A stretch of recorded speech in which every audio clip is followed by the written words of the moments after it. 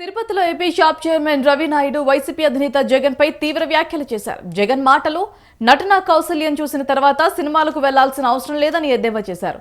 పీపీపీకి వ్యతిరేకంగా 1 కోటి సంతకాలు సేకరించామని వైసీపీ ప్రగంభాలు పలుకుతోందని, అసలు పీపీపీ మోడల్ అంటే ఏమిటో జగన్ కు సమాధానం కూడా తెలియదని విమర్శించారు.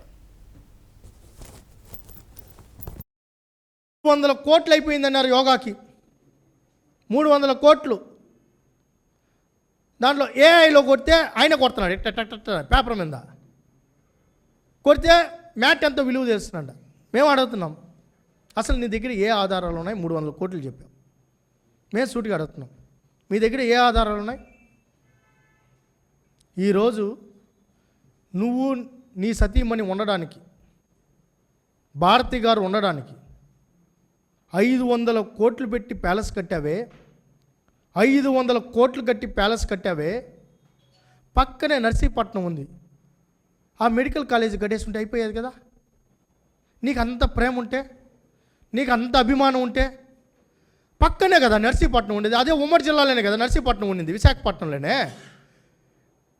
నువ్వు నీ సతీమణి ఉండడానికి కట్టుకున్న ప్యాలెస్ ఆగమేఘాల మీద, మరి ఆ నర్సీపట్నంలో ఉన్న మెడికల్ కాలేజీని ఎందుకు పూర్తి చేయలేకపోయావు? యోగా గురించి మాట్లాడతాం. నిజంగా ఈ సిగ్గు శరం ఉంటే యోగాని ఎవరు వ్యతిరేకించరు. ఈరోజు చాలామంది నరేంద్ర మోడీ గారి నుంచి ఎక్కువ మీ వరకు యోగా అనేది హెల్త్లో భాగం. మనం ఈరోజు ఫిట్గా ఉన్నా, మనకున్న ఇబ్బందుల్ని వాటి నుంచి ఆరోగ్యంగా ఉండాలంటే యోగా అనేది కంపల్సరీ. ఈరోజు ప్రపంచం అంతా యోగామయమైంది.